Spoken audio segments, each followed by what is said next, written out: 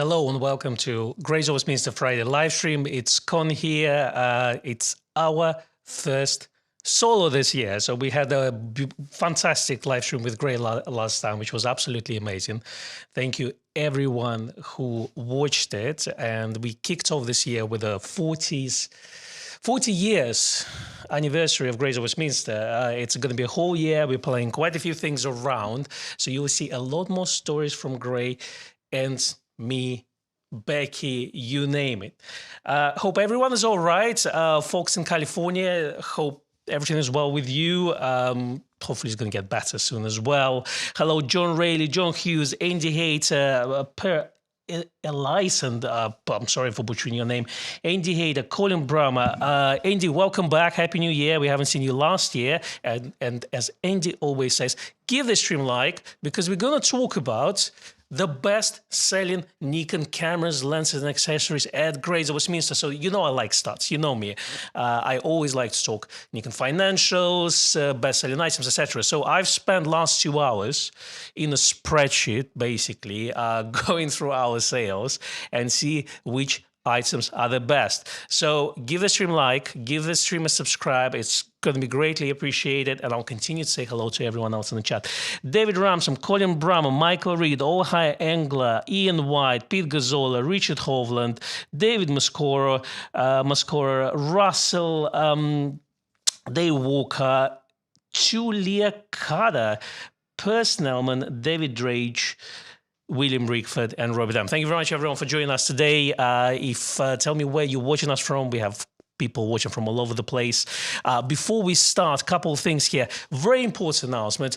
Grace of Westminster has been nominated for Good Service Award with Amateur Photographer magazine. Now, for some of you who don't know Amateur Photographer, it's one of the oldest photography magazines in the world. It's published on a weekly basis in the UK, and every year they nominate dealers for Good Service Award. So we've been basically running for one of those. If you haven't voted for us yet, please do. The link is in the description under this video. And please let me know if you want it, so then I know that I can count your vote as well.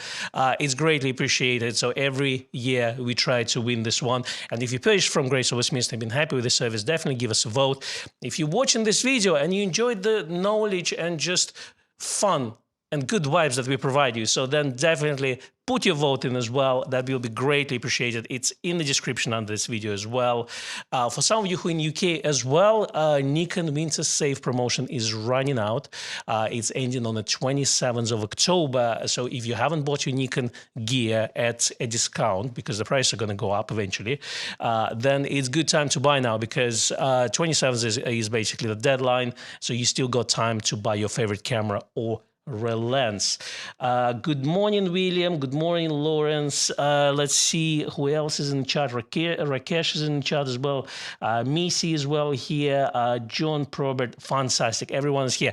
What would you like me to start with? The best-selling cameras or the best-selling lenses? That's an interesting one. I think what I'm going to do as well, since we're doing all that, I'm gonna, you know what, we're gonna leave those. Let's start with accessories, I think, you know. But what I'm gonna do is I'm gonna put the poll in the chat.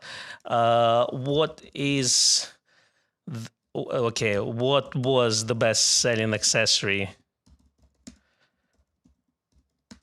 Well, I can't spell today. Accessory in Air Grace in 2024. So I'm going to give you a few options here, and then you tell me which one is it.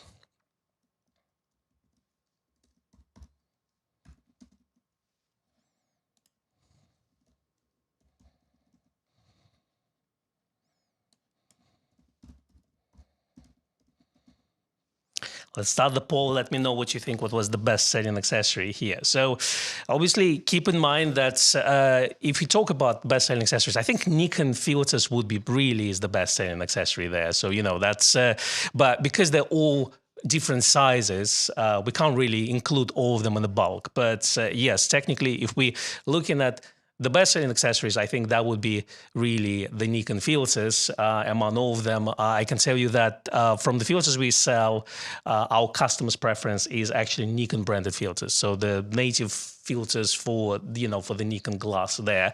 But yeah, batteries is probably would be the second best just overall, because people buying their cameras, you always want to have a spare battery. The good news is that there's a high chance that maybe your camera or your previous camera already had the same battery. So let's say ENL25 is basically being used among a lot of Nikon Z cameras as well as DSLR cameras. So let's say we've got Z7, Z6, and all the generations. We've got Nikon Z8, ZF, all use basically the same battery. Now, we obviously got ENL18 for flagship Z8, and we have ENL25 for cameras like Z50 and Mark II and ZFC as well as Z30. So the good news is we don't have 20 batteries for 20 different cameras. We only have about 3 batteries. And yes, if you're coming from cameras like, let's say, D800 series, D750s, D7000s, D500s, and upgrading to your latest Nikon Z camera, then it's highly likely that it will take ENL25 battery. Now, keep in mind that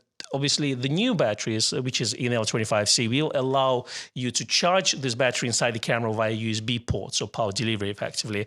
The older batteries won't be compatible, but that's kind of, it's one of the things that you need to know. And if you're charging your battery in the camera, you need to make sure that your AC adapter can supply a right voltage, and your USB-C cable can supply the right voltage. There's a whole wild west with the USB-C specifications, because some USB-C cables are data only, and some of them are power only. So if you're buying one, you need to make sure that whatever you want to use it for, you'll choose the right one. Some of them do both, but keep that in mind that also voltage can be different as well. So let's say, as long as you can get, I think, about over like 25 volts, you should be fine. But read the manual and have a look. Each cameras are slightly different, But generally, let's say right now, if you got like MacBooks and stuff like this, get yourself maybe 65 plus watt USB cable and the charger. So 100 watts probably would be even better. But yeah, one of those is highly recommended here. Thank you very much, Jay Blue. He says, enjoy the coffee. Yeah, let's have coffee with Con, our first one this year. I'm gonna open my mug. I was so busy this morning going through my Excel spreadsheet that I forgot to have my coffee today. So I had one in the morning, but this is my actually second one, so I can enjoy this. Thank you very much to Leah Carter. He says weekend is near when Grace of Westminster is on air. Thank you, Con. Greetings to all of you. Nikonatics. I thought it was Nikonians from Vienna, Austria. Fantastic. Thank you very much. I actually pass Vienna quite often because my wife is Slovak, and it's actually faster for us and easier for us to fly to Vienna and then take a 50-minute trip down to Bratislava. So that's what we do actually. So do love Vienna. Want to visit Lomography there, by the way. So definitely on my list to visit. I think there's some good Leica shops there as well. So I want to have a look at that. Definitely send me some recommendations if you can. The Walker says that would have thought that 15 degrees would be the best, 15C, not 15 degrees, would be the best selling camera. Now let's have a look. So I'm going to open my spreadsheet, and I'm going to tell you exactly what it is, if I can find my spreadsheet now with all this. So the third place on our accessory list is shared by 2 items, actually, exactly the same quantities. So shared third place belongs to Z 1.4 teleconverter, which is quite interesting, and MBN12 battery pack for Nikon Z8. So that's what we have on the third place. Surprisingly, so both of them sold really well. A lot of people complain about Z8 battery pack because obviously, it's quite big, but realistically speaking, it's one of those battery packs that people spend in the camera, money on this camera. Maybe they work in the studio environments and things like this. They buy a battery pack. It's still cheaper than buying Z9. And I know some of you do love Z9. And I personally think that if you need a battery pack, yes, Z9 is a better choice because it looks smaller compared to Z8 with a battery pack. The battery pack on Z8 is an ugly duckling, I would call it, if you see what I mean. But overall, for people who like to take the camera without the battery pack, maybe for travel, and keep it fairly compact, and then use battery pack for the needs that they need, that they want to use. Like for me, it would be basically studio work, a lot of portrait shooting, because you've got a second shutter release button there. So, it is quite nice to have. So this is going to be the third place. And the teleconverters were sold with quite a few long lenses. So, starting from like the shortest, like 70-200, and ending to, let's say, 800 mil and things like this. Now, the second place goes to FTZ2 adapter. FTZ2, again, it just tells me that a lot of you are still upgrading from your DSLRs. So in terms of this, that means that, yes, you have a lot of F-mount glass that you would like to use on your Z camera. So in terms of this, yeah, absolutely. I think the attachment of FTZ to adapter to a body is generally something like one adapter, two bodies sold in a way, So it's quite a good ratio. It's like when you're buying a console and you're buying a game to go with it, you're buying a camera, you're probably going to buy a battery, of course. But if you're upgrading from an older generation like F-mount, you probably will have a lot of lenses to put on. My hope is that Nikon is working on AFD FTZ adapter, so FTZ3, you name it. As we discussed before, I don't know if actually it makes sense now for Nikon to release it, because in terms of let's say upgrade, a lot of people already switched to Z, and a lot of people already bought their Z mount lenses. So I think it would be more important if they were released on the first year than, let's say, like in 2025, but the more the merrier. And of course, I would be happy if Nikon would release an FTZ3 that would support AF glass and AFD glass without the built-in teleconverter, effectively. So a lot of people want their manual focus to be autofocus as well. I don't think it's going to work the same way. That's the thing. Obviously, AF glass was designed to be coupled with a fork on the camera, so, and to be driven by this. So manual focus sensors weren't designed specifically to do this, so it probably would be harder to drive. And what a lot of, let's say, other manufacturers did, for example, there's autofocus Leica adapter for Z. Effectively, they're moving the lens backwards and forwards, so moving basically the focusing plane instead of actually rotating the focusing ring of the camera. So it's a solution, but it's not an ideal one. And I think Nikon wouldn't go this way. If they would want to focus manual focus lenses, autofocus manual focus lenses on a Z body, they would probably try to drive them by the focusing ring. But I think it's quite a difficult solution, but we will see. Let's look at your comments. So Lawrence has voted already. Thank you so much. I appreciate it. You know what? Let me see if I've got the image here. So I'm just going to put the image up and see if I can actually see myself there and see if this amateur photographer logo is up and running. I'm not sure. I'm just going to wait. The audio is okay. Is that correct? So I normally ask it, but I forget. Feel a bit rusty, to be honest with you. Doing live stream together is much easier because you can always talk to people and, and then see what they say and then proceed from there and look at your comments. And when you do it alone, you're kind of a one-man band. So you have to look at the comments, you have to talk about things, and then have to put the images up. So that's amateur photographer. Again, good service award. If you haven't for us, please vote. Again, I'm kind of the face on YouTube, but we have hardworking folks who, talk to the customers, answer the phone calls, greet people in the shop, and help them actually to buy the equipment for them. So they are the ones who would greatly appreciate it more than anyone else, and obviously I'll be happy as well. So that's that. Let's just go back to the full screen here. Let's look at your comments. Mizi is saying, speaking of filters, are you guys getting any of the gold ring filters that Nikon have released in Japan? No, Mizi, we're not getting. To be honest, we can import them from Japan, but we generally try to get those things through, through the kind of direct contacts through Nikon UK, and they don't stock this, so that's the thing. There was as well filters with what called Arnia coatings and stuff like this that were available in Japan, and we didn't have that. We didn't have that as well. So it is what it is. We potentially can import those.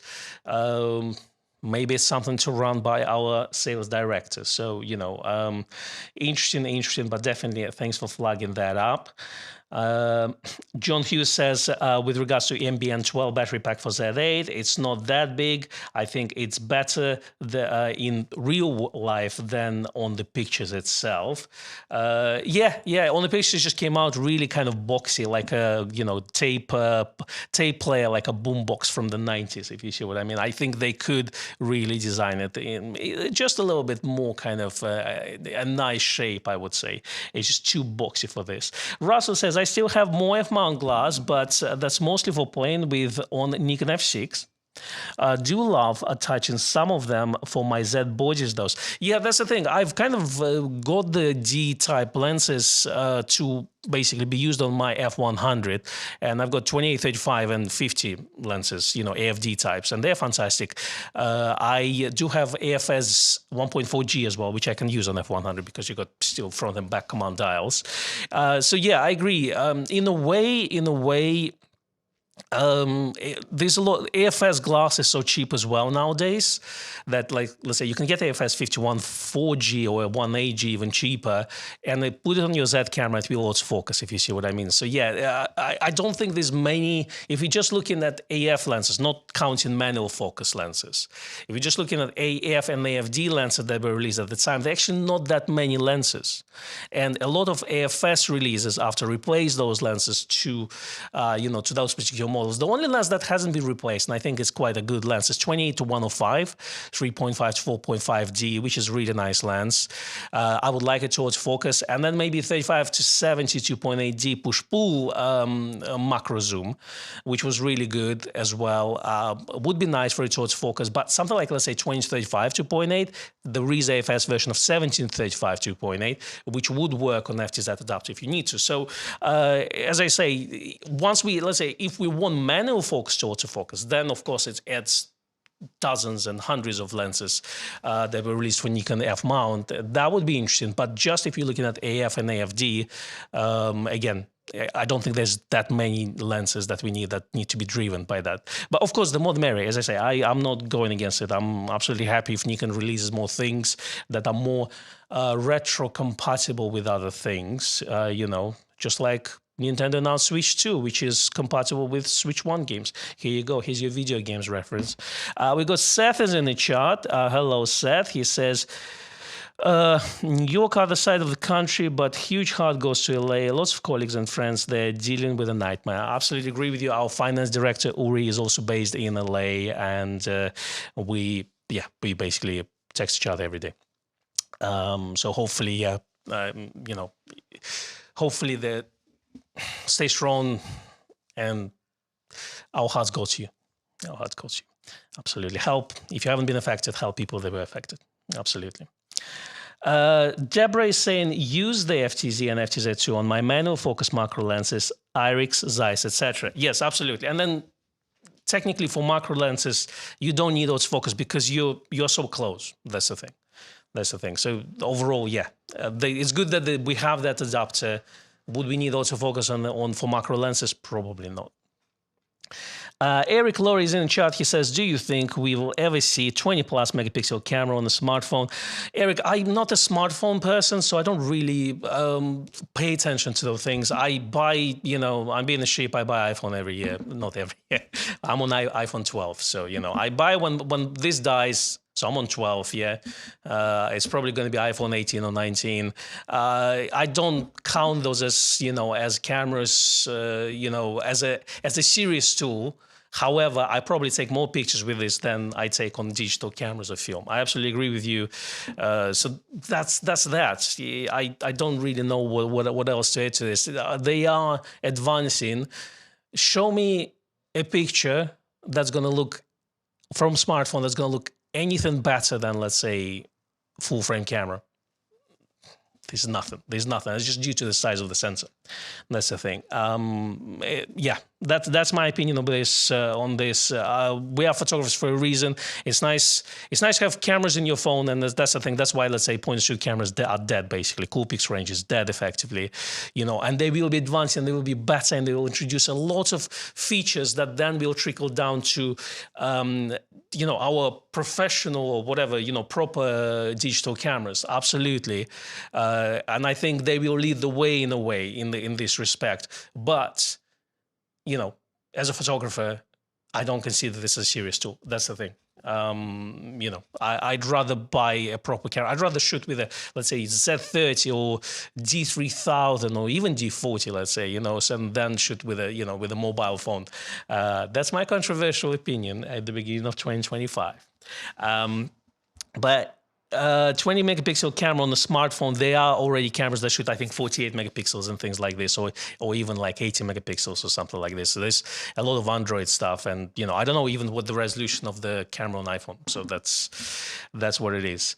Had a comment. Someone commented on our last conversation, like when I was talking, our interview with Gray and stuff, and someone said how unprofessional I was, that I was looking at the screen and on the phone and not listening to the to Gray. And I'm just had to laugh, because if you haven't done live stream yourself, and if you're not communicating with the people in the chat, then you're not doing your job properly. So my job is here to interview, but also communicate with people in the chat. It's as very simple as that. If you haven't done it, try it, then comment under this video. That's the thing. It's been a bit puzzling, Let's look at more of your comments in the chat here before I will reveal our winner. But we all know the winner. It's in L25 basically. So yeah, and for very simple reason, it is indeed one of the, well, if you look at the cameras that's using it, is basically the most cameras, Nikon Z cameras, use those batteries, and yeah, the attachment rate is quite high. You always want to have a spare battery. I think I have 3 or 4 now, so I'm kind of lost count.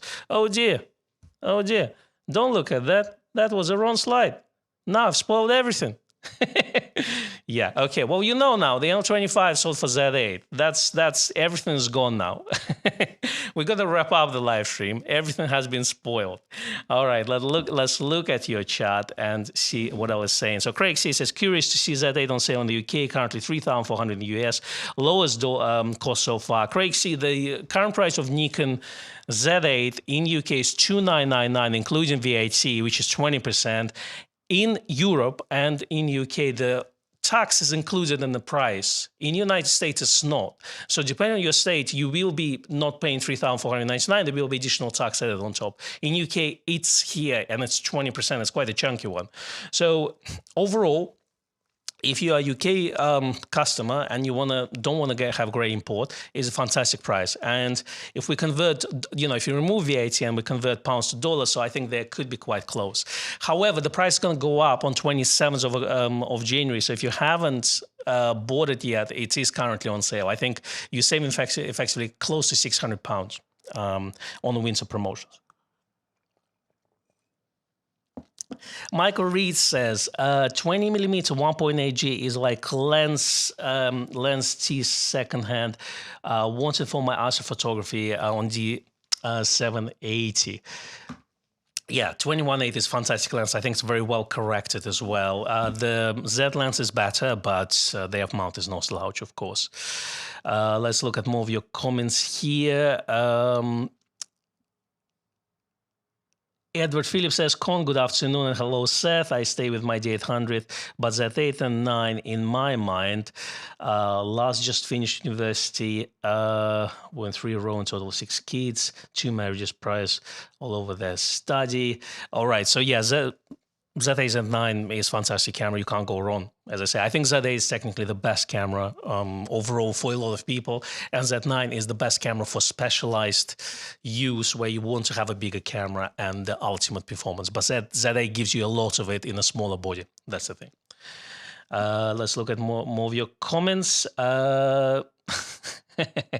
Man says, don't worry, people will complain to everything. Well, yes, I agree, but it's just those kind of comments, they hurt quite a bit. That's the thing, because they are really not based on anything, and people just want to comment on this. It's just puzzling. That's the thing. If it's a constructive criticism, it's a very different story. We always open to constructive criticism. When it's like this, yeah, it's a bit puzzling. Daywalk says, I have to do the cameras next. Okay, guys, what do you think was the best-selling Nikon camera Grace of Westminster? Shall we do a poll? Pretend you haven't seen it. Erase last 5 minutes from your memory and see what happened. Andy Hayes says, what's going on with the 95mm filter? 95mm filter was the best-selling filter at Grace among all the sizes. I can tell you that, which is very interesting. So H2 is very close to it on 77, but 95 was the best-selling filter. That means that a lot of lenses with 95mm filters were sold at Grace of Westminster, and people buying those. But yes, over the years, with Nikon glass, I've noticed that, let's say, if you ask me what would be the most used filter 10 years ago, I would say, let's say 15 years, it would be 52mm. If you ask me 10 years ago, what it would be the most used Nikon filter, that would be 67mm. And the reason for that, obviously, with 52, we would have lots of 52 manual focus lenses and prime lenses that would take this filter, old school. So a lot of those would be sold secondhand. 67, 10 years ago, would go with lenses like 18 to 105, 18 to 70, a lot of those zooms that would take those lenses as well. Now, 5 years ago, it would be 77mm filter, which again would go on the camera on lenses like 70-100 2.8, 24-70 2.8, all those kind of pro zooms, and even like primes like 8514G. Now, 5 years ago, we've kind of noticed that it kind of as well increased and went up to 82mm now. And for that reason, while a lot of semi-pro lenses are going to about 72-67 size, a lot of pro lenses went wider, and they become, they start to use a wider threads like 82mm. But this year, surprisingly for me, the 95mm filter was the best-selling filter. So that's the thing. But you were all in the chat absolutely right that NL25C was the best-selling accessory at Grace of Westminster, and it was last year as well. I mean, you can't go wrong with this. All right. Best-selling Nikon camera ever, would that be F3? Eric, good question. I don't have, our software doesn't allow us to get the kind of the best-selling camera of all time. It would be quite interesting to see. I think we will have a data for maybe last 10 years. So if I have time, maybe actually, I've probably will fill that by like a couple of liters of coffee, and I will do all-nighter where I just go through all the sales. Probably not the best and the most efficient use of my time, but it could be a fun experiment. So who knows, maybe one day, who knows, Eric, absolutely. All right, let's see. Craig C is asking, how many long glass people are using protective filter for outdoors use? I probably would especially use one with a large element up front. Well, Craig, why don't we ask people in the chat? So we're going to start a poll and say, I'm going to kind of generalize it and say, how many of you use filters? Please don't filters, okay? Filters on your lenses. No, do you use? There you go. My computer is not responding really well, so apologies. I just don't want it to cut off. Do you use filters on your lenses? Yes or no? That's the question, and it comes from Craig, who asked for long lenses. So you can put your comments in the chat if you want to, and the question is just general, really. So if you use your filters, yes or no, and yeah, please let me know in the chat. It's one of those stories. It's the question that is timeless because you can ask it any time. We can also talk about the size of the sensors and things like this, and how many megapixels do we need. So those are the questions that are being asked all the time. They never go out of fashion. They're almost rhetorical questions. All right. So John Hughes. How do you know that the Nikon Z8 was the best-selling camera? Tell me, John, because I don't know. I haven't seen that slide that I've prepared myself. I was doing it with my closed eyes. Hopefully they're not any spelling mistakes. All right, Dave Walk says, 1H600 takes 95mm. I'll bet that will feature in the list. Who knows, Dave? Let's find out. Rick Barney says, you can adapt larger filter to smaller lenses. Yes, I agree. However, I don't like that personally because it's just the front element looks too big, so I don't really like that personally. Oh dear. Okay. What happened here? Can you hear me okay? Can you see me okay? I think I've disappeared for a moment, so my browser crashed, but hopefully we are okay here. So let's look at your comments and see. Eric is asking how Grace Westminster sales for ZA Z9 surpass those of the 850. We will get to it at some point. I'll let you know. Robert says, give this stream a like. That would be useful. So if you want to get alerts to say, oh, the live stream is coming with Con, I want to go there, then subscribe to the channel as well. There's a bell button and all sorts of things that I don't know about, but yes, they are there.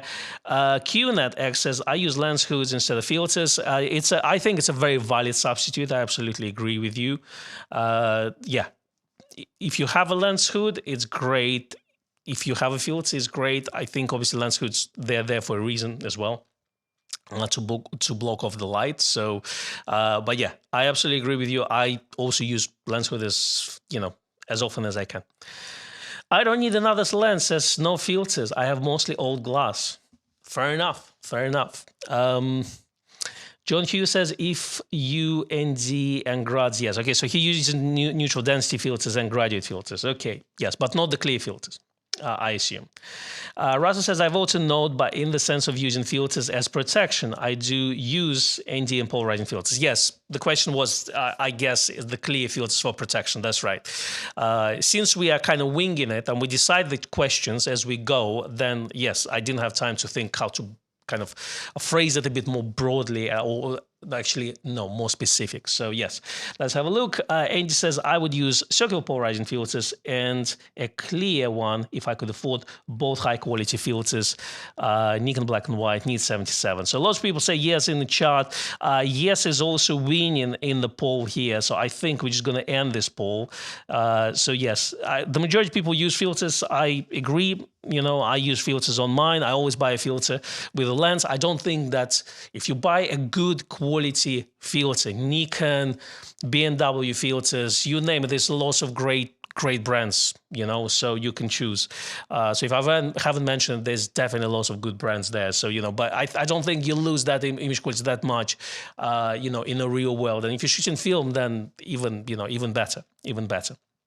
That's the thing.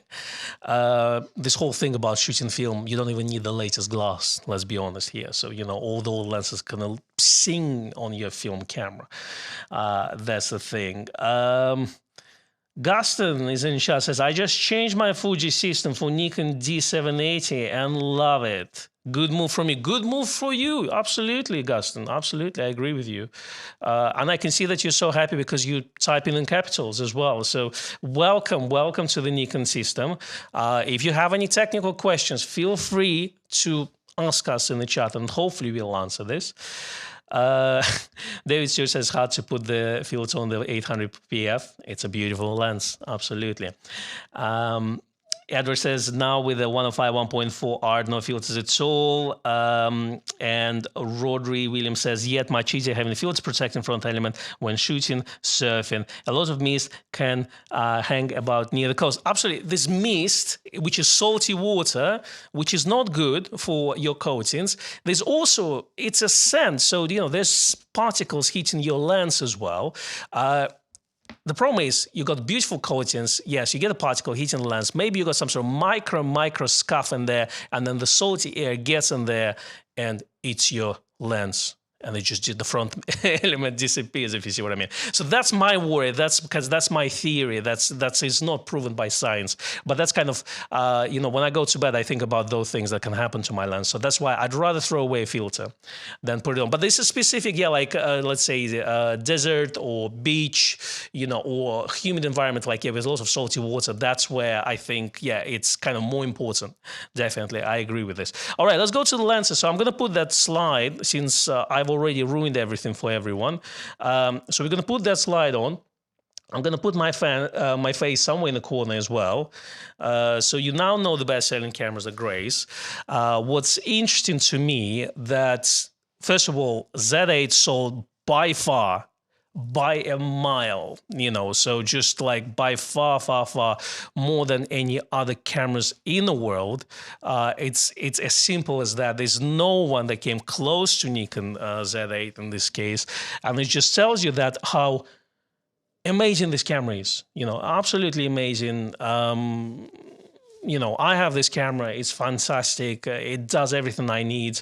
I don't think you need Z9 unless you need a specific use and unless you like the shape. I'd say if we generalize things, there are obviously exceptions to the rule, but for most of the people, Z8 is going to be the ultimate camera. There's nothing else to say here. It's absolute standard. There's no competition. Other brands try to compete. They're more expensive. They're not as good. It is absolute a winner from them. So now Nikon ZF, again, the camera I own, wouldn't call it a Marmite camera, but it definitely has a kind of strong opinions around it. But it's been a second best selling camera for Grace Westminster.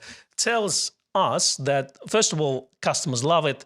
Maybe it's to do with our particular clientele who, we have people buying the latest and greatest, but we also have people like buying Nikon Fs and Nikon S's rangefinders. So anything from the early days to the latest and greatest. And in terms of this, I think Nikon ZF really, really kind of appeal to customers coming from film photographers, so appreciating film photographers. A fun camera that, people like to take pictures with. And I always said about this, where if the camera kind of, inspires you to take photographs, that means it's a camera you'll take with you. And it could be an old Nikon camera or let's say, any other camera, and then it doesn't need to be the latest and greatest. The good thing is about Nikon ZF, it is got technology there. So it's not just a retro-looking camera. It's got a punch to it as well. Autofocus is great. If you like that knobs and dials on your camera, it's there. It's fantastic with manual focus lenses.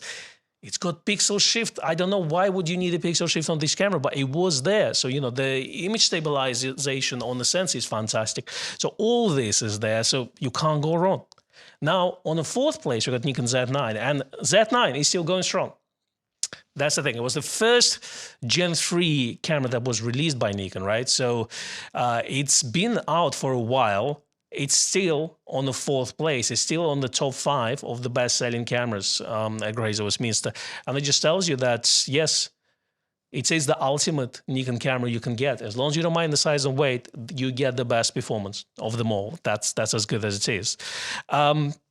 So yeah, the third place, sorry, I've missed the third place, which was Nikon Z6 III. And I think Nikon Z6 III personally would probably outperform Nikon ZF. It would have more time. It released quite late, at the end of the year, not at the end of the year, but in the second half of the year. So I think Nikon ZF had more time on the market. So that's why it's kind of performed really well. But I think maybe if they would compete for exactly the same time period, then I would say Z6 III would be probably outperform Nikon ZF. And it just tells you that a lot of people wanted a smaller camera that would have all the Z9 features and a good low light performance. And Z6 III kind of answers this. Z6 III is also the best video camera from Nikon that you can get, unless you need 8K, and then you probably will be looking at Nikon Z8 and Z9 in there. But Z6 III is a very strong performance for us. Definitely a well thought after camera. Again, I was hoping for a slightly higher resolution, but 24 is good for a lot of people, and the sales just show it. So, in this case, I'm happy to be wrong about this. And also on the fifth place, Z50 Mark II, which came out very late at the end of the year, but really jumped above a lot of cameras in the list, especially cameras like Z50 and ZFC in DX range and Z30, which is quite nice.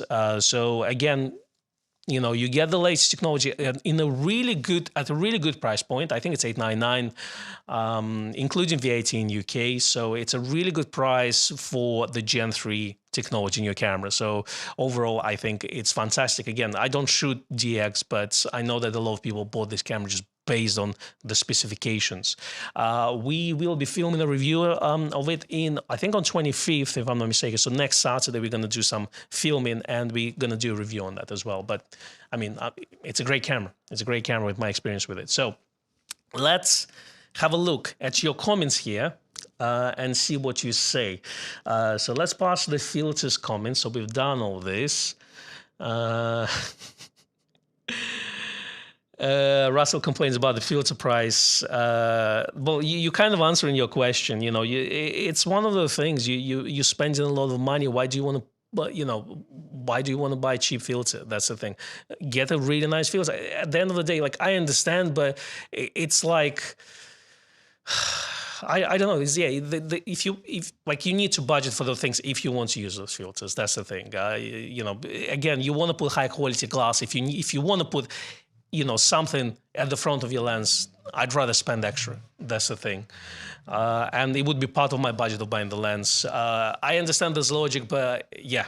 I feel like I always budget for those things, so it's like people buying, I don't know, Leicas M11s and stuff, like $7.5 and they say, can I buy third-party battery because I don't want to pay Leica prices for the batteries? Well, Leica price for battery, I think, is not that expensive on this one. Was it like 80, 90 quid?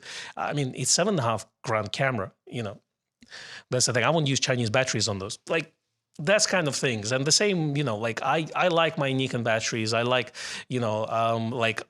on my Nikon cameras, as simple as that. Filters, I like black and white filters. I like Nikon filters. So that's where I'm price conscious in a way, you see. So I'll try to select the best filters, like what I consider, good brands of filters, and I look at the prices and hopefully I can get the better deal, So that's what it is. Thank you, Edward. Appreciate your feedback. He says, nice conversation. I'm glad you're enjoying this. Andy says, I need to buy a filter to shoot Dicey motocross. Yeah, buy something that's easy to clean. So lots of multi-coated filters. So, something that, because single coated filters or some older filters, you'll get lots of smudges. So get something that's actually quite easy to clean. Andy hates asking me how D850 sold. So D850 sold, let me look at my figures real quick. It's the best selling DSLR from Nikon, absolutely. The only thing I can tell you that it would be between Z6 III and Z9. So he technically would take a fourth place, I would say. So it would push Z9 down, but yeah. Should have put mirrorless cameras in the slide here, but yes, Z8 D850 is the best-selling camera there. D780 is not as good, so D780 wouldn't go into top 5. I can tell you that much. But what I can tell you that D850 sold less than it sold last year. That's the thing, and it just shows us that yes, it's dropping. It's dropping. It's I would say it's probably sold twice less than last year. So that's the thing. So it's a good indication that people are switching towards mirrorless system. That's what it is. So hope that helps. David Drage got his Z8 last week. Congratulations. Hope you enjoy it. And Edward says Z8 is the way to go. Definitely the way to go. It's the best performing camera if the budget allows. But if you can't afford Z8, get Z6 III. It's fantastic. If you like retro cameras, get ZF. That's the thing. And obviously the DX range is pretty good as well. Dave Walker says, I was thinking about replacing my Z6 with Z6 II, but the former still gets me the results I want and works perfectly. I have the Z8, also don't see a compelling case for Z6 III for me at the moment. I can see your point, absolutely. I would say, Z6 II has a lot of under the hood improvements. I don't think it's significantly better than Gen 1 camera, but I would. That's the thing. It's when when we had D800 and D810, D810 definitely was a nice improvement. Well, technically it was the same kind of resolution, so, but autofocus was better. This was a mirror dumping mechanism, so it was less clunky. Menus were more responsive, things like this. So Z6II does a lot of this. There's a mysterious second processor that no one knows what it's been used for. I personally think it's used for good vibes and smooth action, but who knows? One day Nikon will release a book and it will tell us what was that. Maybe it's for sounds, who knows? But that's the thing. I personally think, Dave, that right now you probably can get Z6II cheaper than it was before Z6 Mark III release. So overall, you wouldn't have to pay a lot to go to Gen 2 camera, but as you're absolutely right that Z6 is a fantastic camera. It performs really well. So image quality is going to be more or less the same. Terry Allen says Z6 III does everything I need and more. Absolutely. It's a fantastic camera. You can't go wrong with this. As I say, my bias towards Z8 is I'm coming from D300, D700, D800, D8 and D850. You got the gist, yeah. So I like that camera that just basically feels nice in my hands. That hanging pinky case, that was a big thing for me. However, I absolutely agree with you. Z6 III has improved on its kind of overall holdability by installing, effectively, it's a wider camera, it's got a deeper grip, so which is really nice.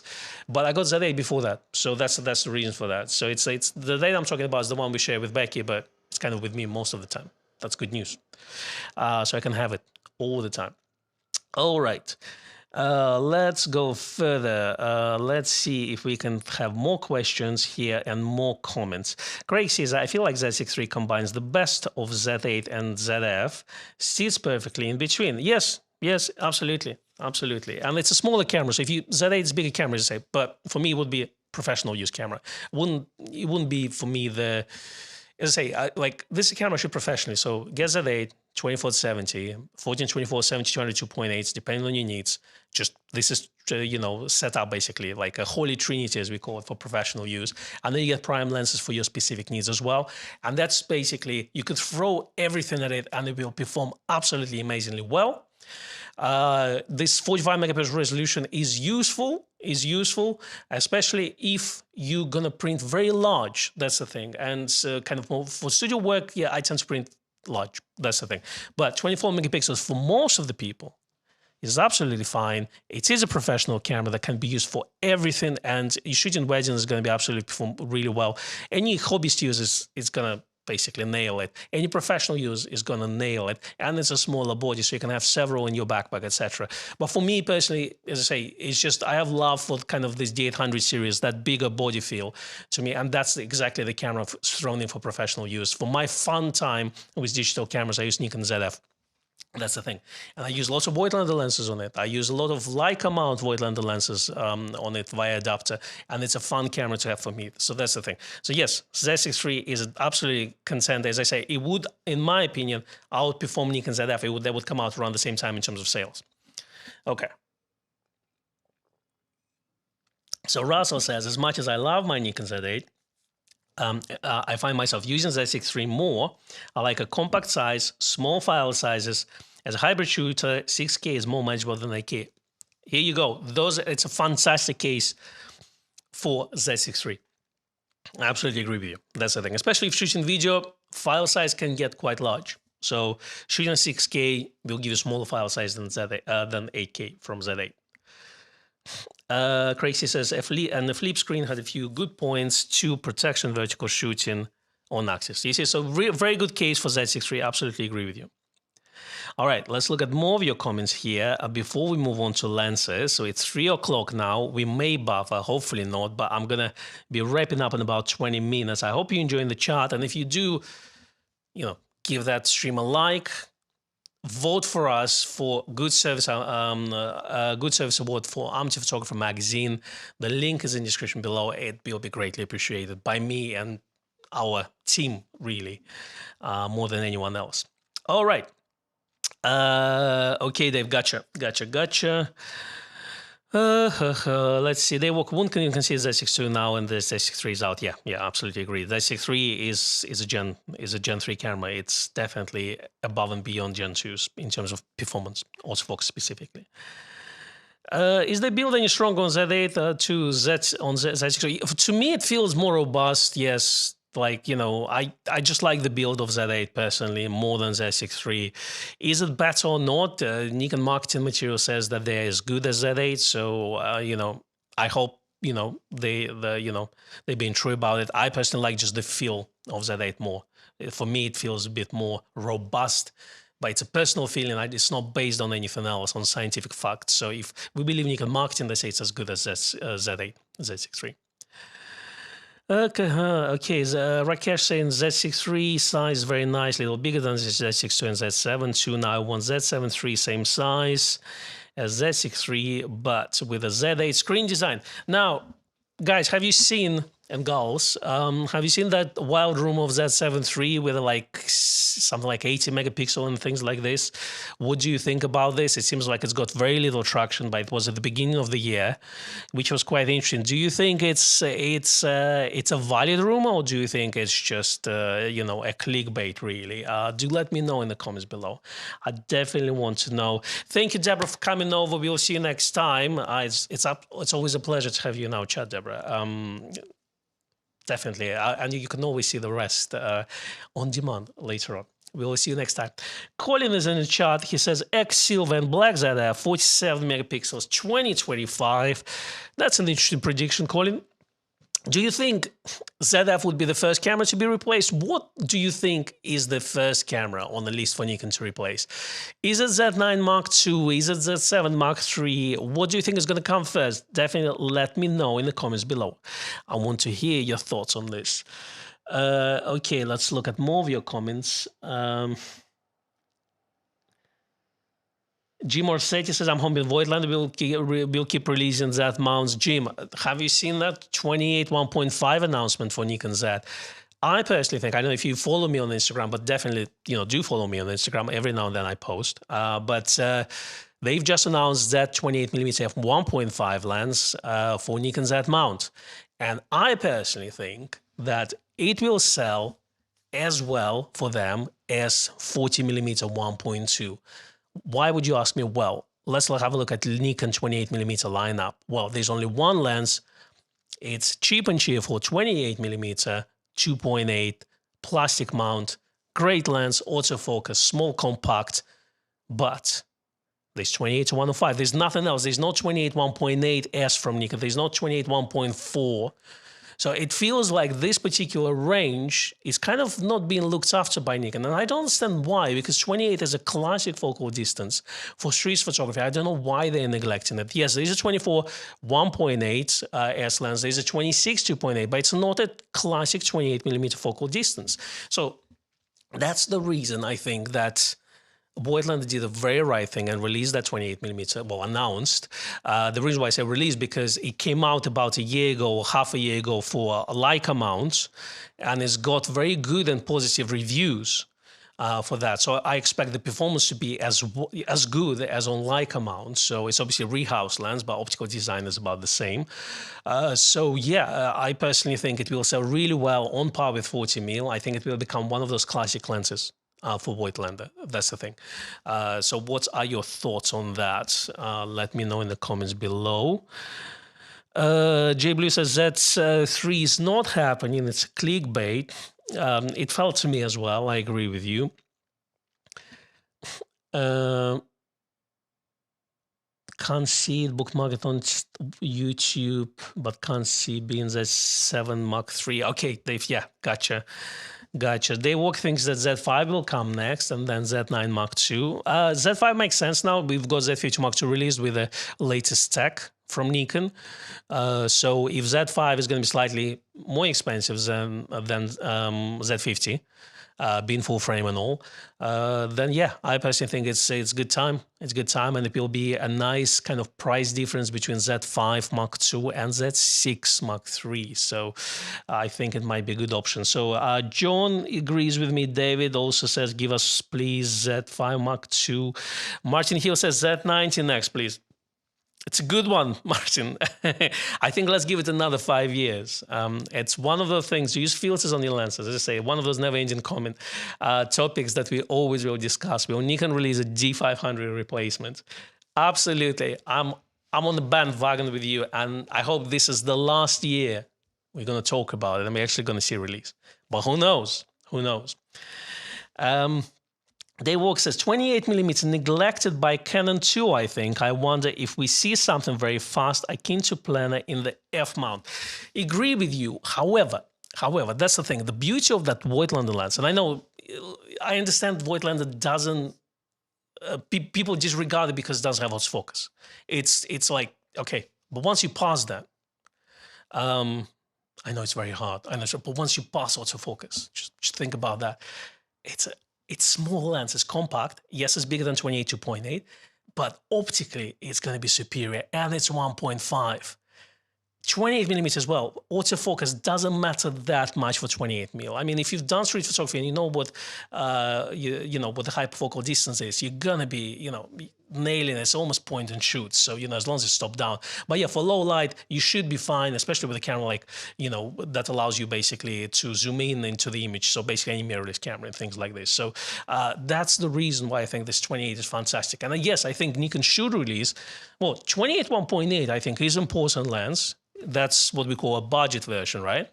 And then 28 1.4, 1.2 would be top of the range, expensive, massive, big lens to put on. But I think in terms of size, weight, and price, it's very reasonable offering from Voigtlander. And on personal level, even Nikon will release a 28 1.8 S lens, which is size of 24 and 35, the standard size of lenses. I would still probably would go for Voigtlander, because I like Voigtlander lenses. That's the thing. For me, it will have definitely a more interesting rendering than the Nikon one. But again, it's one of the things that's, I will use those lenses on Nikon ZF. That's where it's going to be primarily on. On Z8, yes, I would go for 24-70 zoom, but that's commercial work camera. You see, I want you to understand when I say those things where I'm coming from, because my particular use case may not suit you, and that's the reason. Doesn't mean that what I'm saying, that if I don't like it, it's wrong. What I'm saying is that this is my use case, and that's my reasoning for choosing one over another one. Are they actually good or bad lenses? Well, I don't think so. They're all amazing lenses in their own regard, and obviously 28 1.8 doesn't exist yet, and 28 to 1.5 on Nikon Z mount we haven't seen yet. But if it's as good as Leica, it's going to be a winner for them. Leica mount lens. All right, let's look at more of your comments here. As Russell agrees, we need a fast 28mm lens very soon. Vital says Nikon needs a compact full frame for adventurous. Here we go, sounds good. Focal length, yes. Matt wants ZF with shooting banks. I see what you mean. Big difference for I can see the use of it. Again, for people who need those, it would be nice to have. Absolutely. What would be the main features? Be super rugged, higher megapixel counts. I think Nikon is happy with their 24s, to be honest with you. It seems like 24 and 45s are where it's at. Again, I don't want to start a conversation about megapixels, but that's the thing. Let them do what their thing is. My opinion of this. I'll take all the megapixels I can, as long as dynamic range is amazing. That's where I'm at. So, but as I say, for massive dynamic range, if I ever need that, still got my GFX 100S. That's the thing. But 45 megapixel dynamic range, pretty good, pretty good on Z8. Says manual focus lens I love for video. Absolutely agree with you. If you look at the Voigtlander marketing, is not just aimed at photographers; it's aimed at videographers as well. Just have a look at their Instagram. But yes, I think the video market is such an amazing choice. And if you look at professional video market, basically the lenses that they sell are mainly manual focus, and there's so many choices nowadays coming. Like you got Tripoc or Typoc, you got a DZO or something like this lenses coming as well. Lots of companies are now designing basically their lenses for video work, so that they change the casing, so it's much easier to kind of rig them up on on a video production and things like this. So there's so many choices, and maybe we should do a live stream one day where we're gonna bring those things. One thing we want to do actually, and that we will do soon, we're going to have a live stream on third party for Nikon, where we're going to bring all those manufacturers from Voigtlander, Tamron to Chinese manufacturers like TT Artisan, 7 Artisan, Viltrox, you name it. And, you know, we will bring all those lenses and I'll show them to you and tell you about our thoughts on this. So yeah, that's another thing what we want to do this year. And I think, yeah, I spoke to Michael Eftriadis, who is head of Nikon Owner group. So yeah, he might join me because he's got quite a few Viltrox lenses to share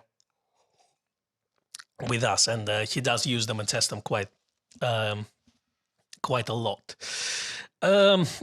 Easy Real 2010 says Nikon camera should be Z5 Mark II. It's 24 megapixel sensor from ZF, X-Speed 7 sensor, 4K 30 fps, no crop, and 7 fps. Yes, I think that's kind of a given. The question is, how do we get a price point? That's the thing. So something has to give, as always. Something has to give. And in terms of this, who knows? Who knows? They will try to gimp it somehow just to fit the price point. So we can't have it all.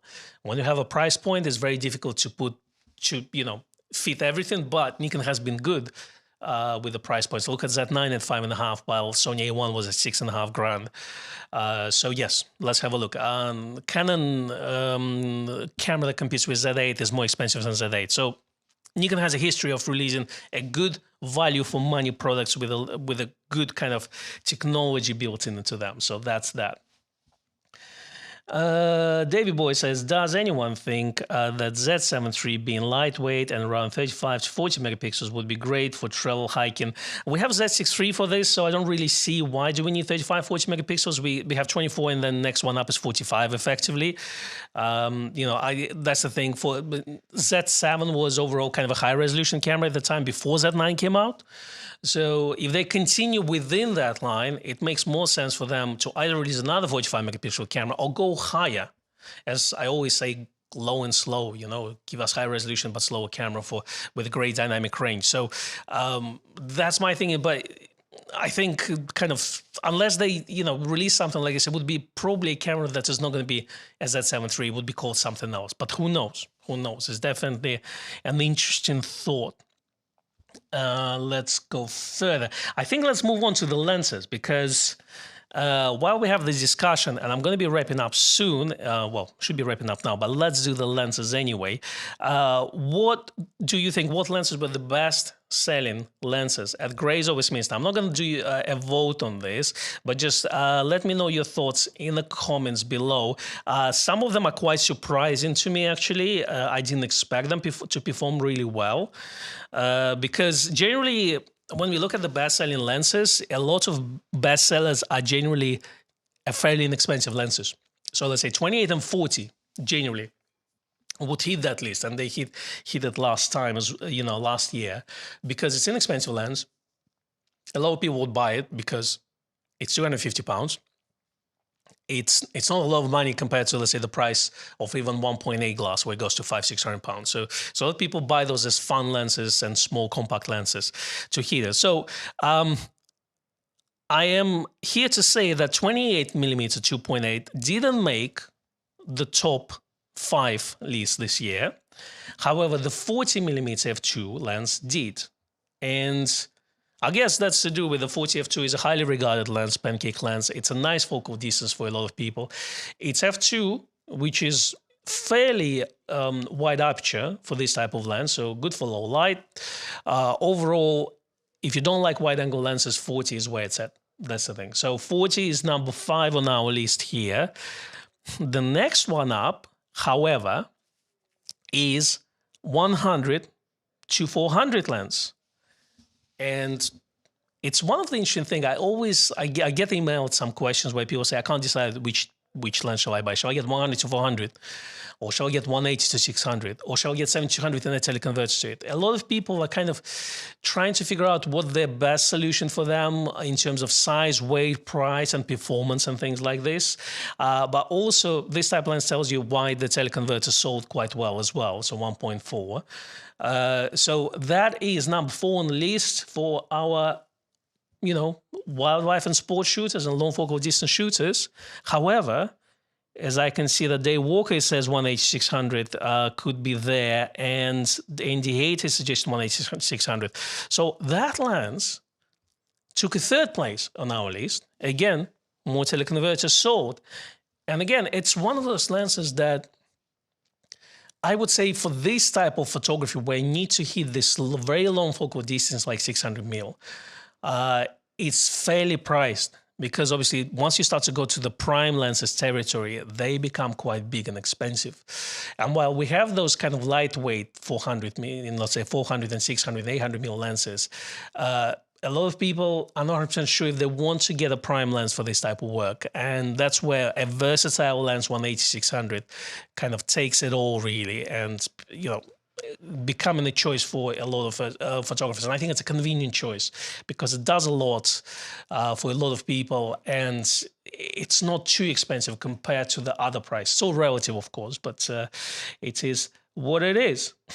Then the second place, which I think was the first place our last year, if I'm not mistaken, but it is a 105 macro 2.8 lens, which been a really good performer for us. Lots of macro photographers that are our customers, they love it. A lot of people enjoy it. It's Becky's favorite lens, as far as I know.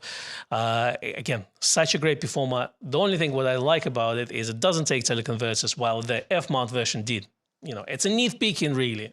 But it's just one of the things where, why the old one took it and the new one can't take it. So that's one of the things. But it is definitely a lot sharper than the F-mount 105. And the easy way, if you want to see the difference, have a look at Rich's videos from back in the day where he has this comparison, and it's quite a different in terms of sharpness. Yeah, quite a big difference. Roger says 40mm at 1.2. Well, we're not in Voigtlanders. We're not including those lenses, but I can tell you that Voigtlander was 40mm was the best-selling third-party lens for us. The second place was 35 Apo f2 Voigtlander, and the third place for that was Tamron 70-300 Z lens. So those are top three. We don't sell too many third-party lenses. We mainly sell Sigmas, Tamrons, and Voigtlanders. And Voigtlanders by far outperform all other brands. Why? Would you say because they're different? And two is because other brands don't release a lot of lenses for Z mounts. Kudos for Tamron. They improved this year. They released last year. They released quite a few fantastic lenses which are different from Nikon, except the 28-75, which is more or less the same. But yeah, there's like 35-150, 2.8. There's also some interesting lenses that they released, which is big respect to this. Now Sigma have been slacking. They released 3DX lenses, and again, we kind of cater more for full frame market. While we sell those lenses, we haven't sold many because they're DX lenses. I think Sigma really have to step up their game and release their lenses for full frame mount, because that's where Nikon market is, if you look at it. So I personally think if Sigma does it, we will see a difference next year, absolutely. And Voigtlander is just those beautiful lenses designed with character, and people who know them and like them and, don't mind have manual focus on their digital cameras, it performs really well. And 40 by far, it's the best seller there. Now, first place for Nikon mirrorless lenses and overall full lenses. I'm just going to put the image on so I can share that with you so you can see. It was 28-400 all-round lens. That was an interesting thing for me personally, because I never thought that 28-400 lens would sell that well. I thought 24-200 was always a good performer. Didn't get into top 5 this year, but 28-400, surprisingly, I mean, again, it didn't come out, it came out fairly early in the year, but it performed really, really well. It's our first and bestseller. I think it's out of stock most of the time, and the shipments basically come in and they go out straight to the customers who pre-ordered. Not sure if the image came up, if you can see it. I don't see it on my end here, but who knows? Maybe I'm just delayed. But it is an interesting thought. It is an interesting thought. While the image hopefully is up, I'm just going to quickly look at your comment. I'm going to be wrapping up on this one. Maybe next week, if you would like me to do, I can also talk about the best second-hand selling film cameras, digital cameras, lenses, accessories, third-party accessories, all that. If you want me to talk about it, I can prepare it for next week. So do let me know in the comments below. I have all this data now. I can do that. That's not a problem at all. But let's have a look at your comments here, see what it is. 28-400 had a question mark. Well, here you go. There you go. That's the best-selling lens for us this year. Surprise, surprise. Planet didn't make it, Dave, this year. It's very close. I can give you a couple of runner-ups. So 28 Prime was a runner-up, so that's fine. But what's interesting, 28-72.8 is very close to top 5. 600 f6.3, very close to top 5, and 7200 2.8 are very close to top 5. So if you're going to go like top 10, they would all make it. And why I'm saying they're very close is because we're talking about literally difference of maybe 2 or 3 lenses in between them. Again, 24-70. Not the most kind of sexiest lens that people talk about, but it's a professional staple. 2.8 glass. If you do events, if you do any professional photography, this is the one you get because you know it's going to perform really well. Nothing exciting about it, but it's a professional build. It's great image quality. It focuses fast. It does the job. You have it in your bag. You know it's going to perform. I'm not looking for any super like individual features there. No, I need a trusted, proven tool, and that's exactly what it does. The same with 7200. There's 72-180, which I think is fantastic lens for a lot of people, especially non-professional photographers, because it does a lot what 7200 does. But 7200, again, it's more expensive, heavier, bigger, but better build, fast autofocus, slightly better image quality. But it's the pro tool, and that's, as a professional photographer, that's what you buy as a pro tool. It's very simple about that. You don't want to skimp if you're a professional photographer. But again, when you start in this different story, but once you're there, it's just, it's a pro grade effectively, there's nothing like, there's no cut corners in a way. Let's look at your comments. Says that we might see 35-1.2 first. That's very interesting. I would love to see that. That would be quite cool. Let's go further here. 24-200, 24-120 is very close. I think it would be number 10 on our sales list. So it performed really well. I didn't count the kit sales, so like 24-70, 24-120 in bundles. So if you would add the bundles to it, maybe 24-120 will go there. But it's a bundle thing. So realistically, 24-120 is not that affected as 24-70, which obviously F4 sells really well because it's part of a lot of bundles like Z6 Z5, etc.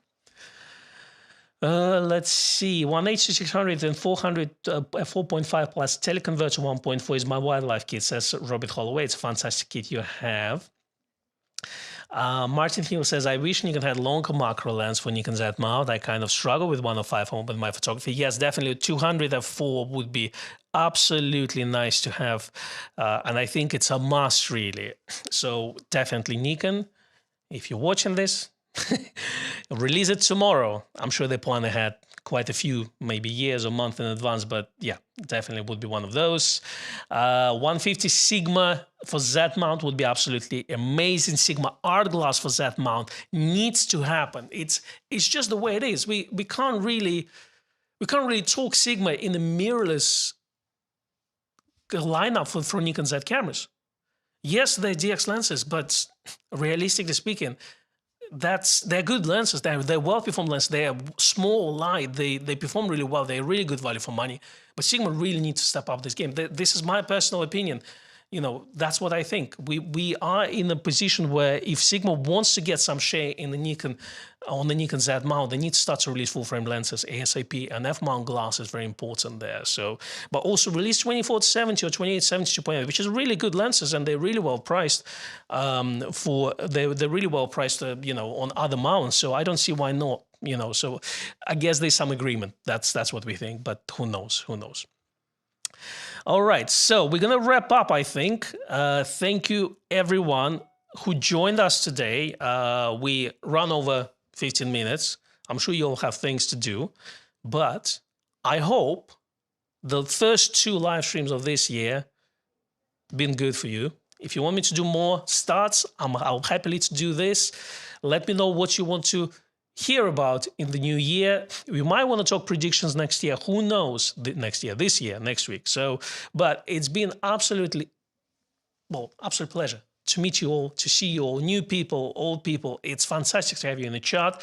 A good turnout today. As I say, if you haven't voted for us for Amateur Photographer Good Service Award, please do, because me, our salespeople, our staff are going to be absolutely grateful to you on that. So thanks so much. Go take some photographs. Let me know your thoughts on what we need to talk about next week.